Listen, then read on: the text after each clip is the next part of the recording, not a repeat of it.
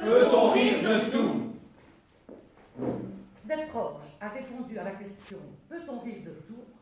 par son célèbre « Oui. Mais pas avec tout le monde. Peut-on rire du physique des gens? Les uns enlaidissent leurs femmes en leur rasant la tête, et les autres en les recouvrant d'un drap de lit, comme on fait avec les meubles de la maison de campagne quand la saison est finie. Dieu lui-même n'est pas toujours très fier de son travail. Seigneur, n'empêche, vous n'auriez créé que des bombes et pas des boudins, on se serait quand même drôlement plus éclaté. On voit bien que ce n'est pas vous qui êtes obligés dans les surbooms d'inviter les moches à danser parce que vos copains beaux gosses emballent les belles. Si, il me semble pourtant qu'un soir, une jolie jeune fille a bien voulu se blottir dans mes bras le temps d'un slow. Tout ce dont je me souviens, c'est qu'elle me vomit dessus quand j'ai voulu l'embrasser. Peut-on rire du malheur des autres? Il faut bien avouer que ce qui nous fait le plus nous marrer, c'est de voir n'importe qui se viander la gueule sur une porte en verre. Moi, je ne veux même pas rire du malheur des autres. Mais alors, il faudrait que les autres fassent un petit effort pour ne pas être ridicules. Est-ce qu'on peut me reprocher à moi l'attitude totalement irresponsable de ce petit patron de PME qui, au lieu d'être aux côtés de ses salariés en temps de crise, s'en va faire le joli cœur? Et il ne faudrait pas, en plus, que de priver autant de gens et de les plonger dans une misère noire, ce salopard me prive dans mes moments de détente.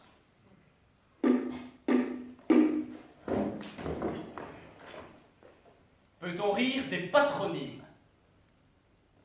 Madame Salope!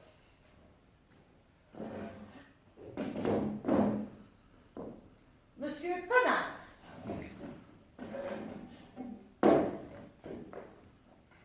N'y peuvent sans doute rien de s'appeler comme ça.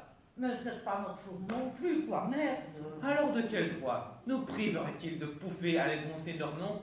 Quand on a des noms pareils, on évite de se faire imprimer des cartes de visite. Ou de se faire annoncer au téléphone. Peut-on rire des riches?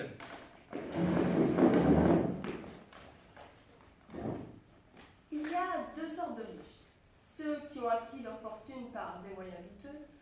Et les autres, citons les gagnants du loto, les auteurs à succès et l'inventeur du fil à couper le beurre. Même les grands médecins, qui sont reconnus comme les bienfaiteurs de l'humanité, parce qu'ils sauvent des vies, sont en réalité des exploiteurs du malheur d'autrui.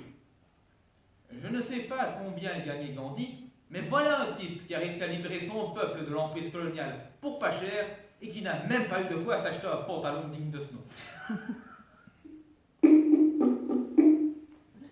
Peut-on rire des handicapés physiques et pourquoi pas mentaux? Essayez de faire tourner les paraplégiques dans la pub, on se lève tous pour la net. Et vous verrez le résultat. Peut-on rire des étrangers? Il faut distinguer trois cas de figure. Rire des étrangers qui sont chez eux et nous chez nous. Rire des étrangers qui sont chez eux lorsque nous sommes chez eux. Rire des étrangers qui sont chez nous. Rire des étrangers qui sont chez eux et nous chez nous ne pose généralement pas de problème. Le malaise sera d'autant moins palpable que la distance qui nous sépare sera grande. Et quand bien même ils en seraient informés, encore faudrait-il qu'ils aient la possibilité de se procurer un billet d'avion pour venir vous péter la gueule. Donc, s'ils sont loin, pas d'hésitation. Rire des étrangers qui sont chez eux lorsque nous sommes chez eux ne pose généralement pas non plus grand problème, puisque lorsque nous rions des danses grotesques qu'ils font en nous, ils voient ça comme un signe de bienveillance. Donc, en règle générale, on peut rire des étrangers qui sont chez nous qu'en temps de paix, lorsque tout est serein entre eux et nous. Mais évitez de le faire en temps de guerre ou d'occupation, lorsqu'ils viennent jusque dans nos bras égorger nos filles et nos compagnes.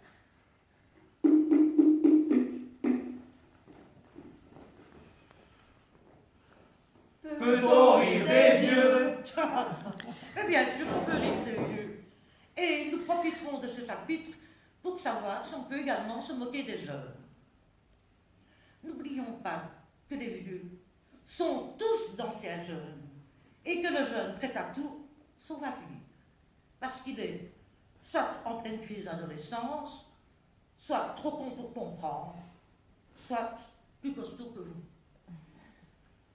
S'il s'habille en gothique, en punk ou en rappeur, pas d'inquiétude, ça va passer. Ce ne sont que quelques décennies de merde endurée.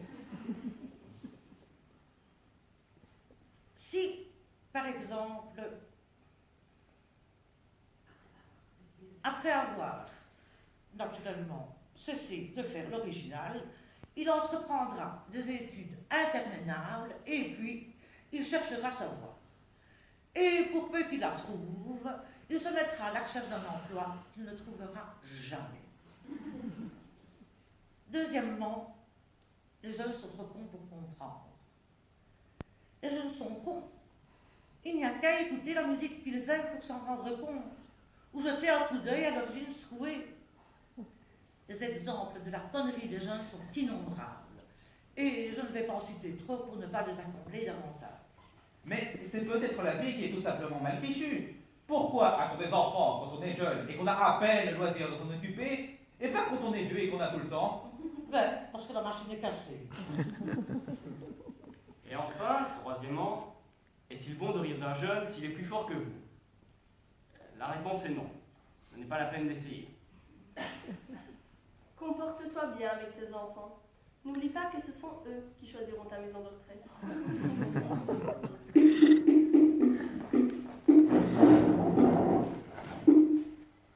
Peut-on rire des drogués?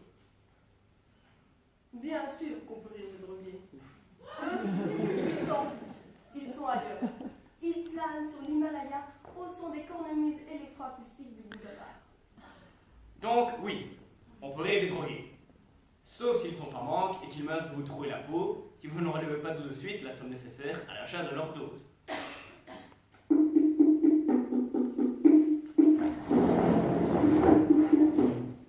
Fait-on rire des pauvres? Sans a priori et sans vouloir dire du mal de lui, avouons que le pauvre est souvent ridicule. Le pauvre ne s'active jamais à son avantage. Chaussures bon marché et pull même pas en cachemire. Le pauvre est obligé, tant il est ivre, de dormir dehors sur du carton, car il ne trouve plus les clés de sa demeure.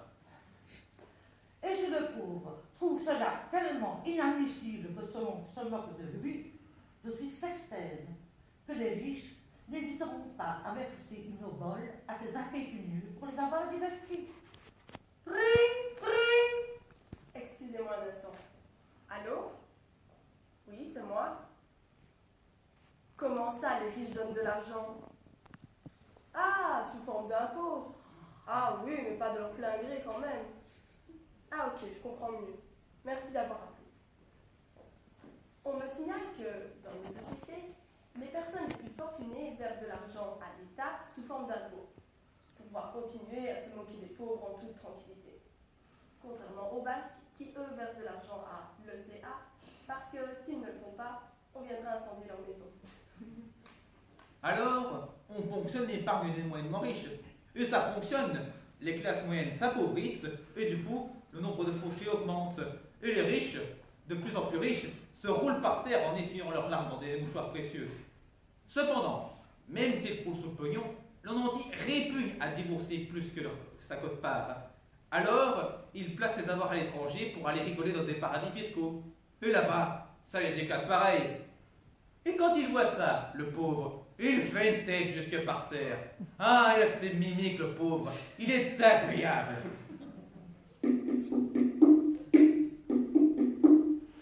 Peut-on rire de Dieu?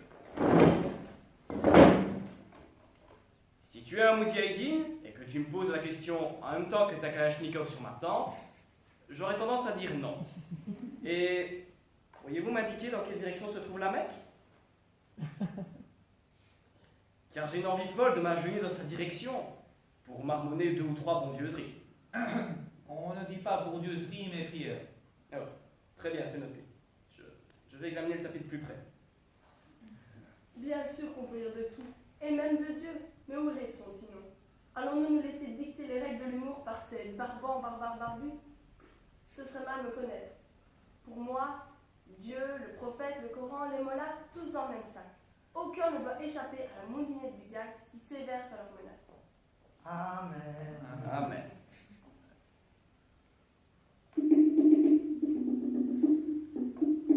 Peut-on rire des Arabes? Bien sûr qu'on pourrait des Arabes, car ils sont amusants avec leurs babouches, leurs petits chapeaux et leur accent rigolo. On dit qu'Arabien qui ravira le dernier. Les Arabes ont inventé l'arabesque, les chiffres arabes, l'astronomie, les peines à l'arabiata, les terres et le téléphone arable, ainsi que la formule qui résout tout, arabe, racadabra. Mais peut-on rire des musulmans? Si tu crois en Dieu, parce qu'on t'a dit que c'était comme ça, mais que tu n'emmerdes pas ton voisin à l'occasion, ça va. Mais au fur et à mesure que tu progresses dans l'échelle du Richter de la foi, tu te mets à refuser à tes enfants l'histoire des 3 petits cochons, à égorger des moutons dans ta baignoire et à déguiser ta femme en abat-jour pour bien montrer à tout le monde qu'elle est inférieure à toi.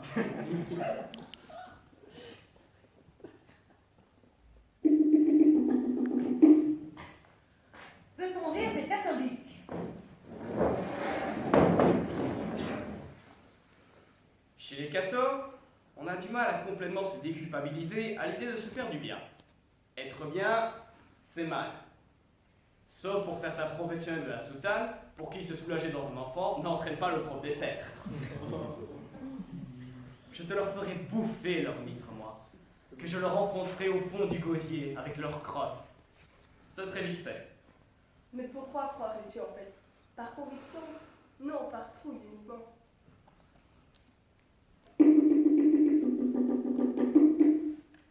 Peut-on rire des juifs? Si la plaisanterie est faite par quelqu'un qui n'est pas soupçonnable du moindre sentiment antisémite, alors il peut à peu près tout se permettre. Par exemple, s'il est lui-même rabbin. Par contre, si la plaisanterie est faite par un militant d'extrême droite ou par un catholique intégriste, il se peut qu'elle ne soit pas appréciée par la communauté juive. Je rappelle juste que tous les êtres humains naissent égaux en droit et en devoir. Et qu'est-ce qui donne le droit à un père dérangé de déranger sciemment l'esprit malléable d'un pauvre gosse qui n'a rien demandé, puis le pauvre est...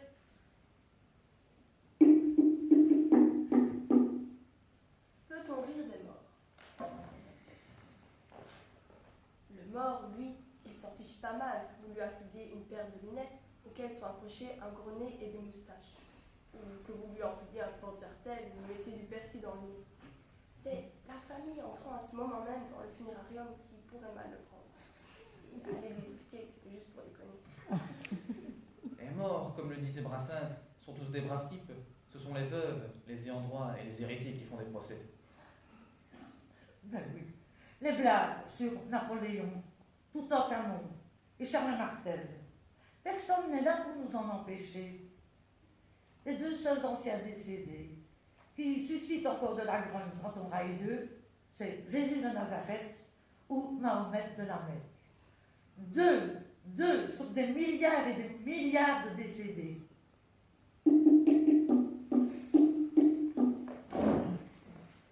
Peut-on rire des enfants? Mais bien sûr, on peut rire des enfants. Patience! Il suffit d'attendre qu'ils deviennent des adultes grotesques et ça ira tout seul. Mais peut-on rire des gens au fond? Si on se moque de tout le monde en général, personne ne se sentira lésé en particulier. Si vous vous moquiez d'Allah ou de Mahomet, vous énerverez 1,2 milliard de personnes. Imaginez qu'une boutade sur les gens puisse entraîner la réprobation de 7 milliards d'individus. Vous agressez la race humaine, et elle n'aime pas ça. Voulez-vous dire que la moquerie serait mal perçue par l'ensemble de la population? Eh oui, et j'en prie par petits morceaux, sont pas à rigoler avec vous. C'est lorsqu'ils sont en communauté qu'ils deviennent susceptibles, car ils s'entraînent les uns les autres.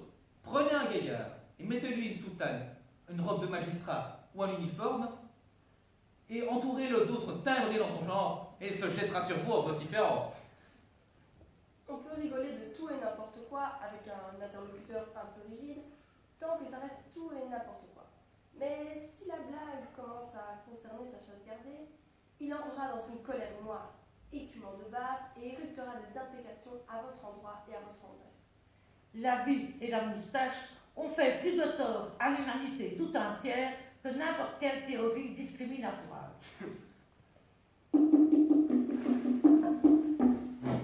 En êtes-vous bien certain? Les Écritures, la Torah et le Coran se sont classés dans le top 3 des meilleures ventes de livres, alors qu'ils ne sont même pas écrits par leur auteur. Tout ça n'a pas vraiment d'importance. Au fond, rire de tout, car de toute façon, un jour ou l'autre, on va tous crever.